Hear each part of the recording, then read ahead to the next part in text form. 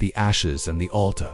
When Jesus brings beauty out of our brokenness, it was just a house, but to Naomi it was home. The creaking wood floors carried the laughter of her children. The photos on the mantel captured a marriage once full of hope. The smell of morning coffee, the light through the kitchen window, it was sacred. Then the fire came.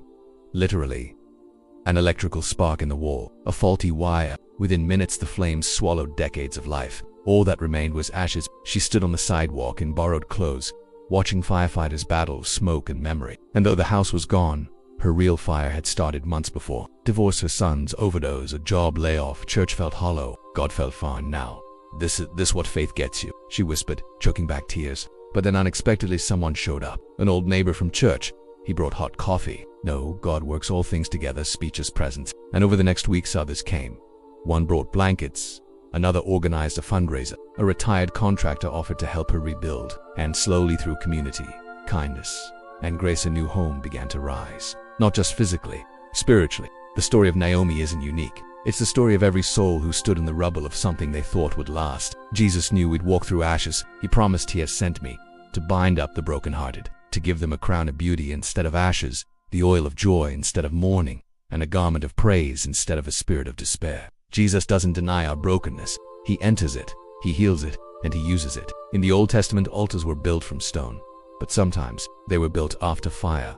Elijah called fire down from heaven. After the flames came, an altar was made, a place to worship God not in strength, but in surrender. In your life, the fire might be a failed marriage, a shattered dream, a cancer diagnosis, a prodigal child, a moral failure, a secret addiction, or simply a heart burned out by life. The ashes aren't the end. They're the beginning of something sacred if you let Jesus near. Today, the world feels like it's on fire.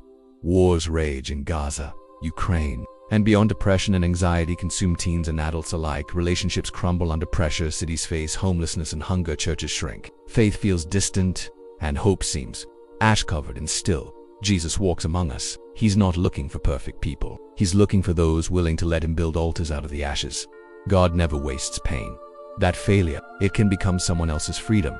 That divorce, a doorway to deeper healing. That relapse, a reminder of daily grace. That grief, a garden waiting for resurrection. He lifts the lowly, restores the crushed, and raises beauty from ruin. Jesus doesn't avoid the ashes of our lives. He builds his altar there. Your brokenness isn't the end of the story. It's the place he begins again. Discussion questions. Have you ever walked through a season of ashes? What did you lose and what did you learn? What's one way you can invite Jesus into your brokenness instead of hiding it? Do you believe God can use your worst moment for something beautiful? Why or why not? Drop your thoughts in the comments.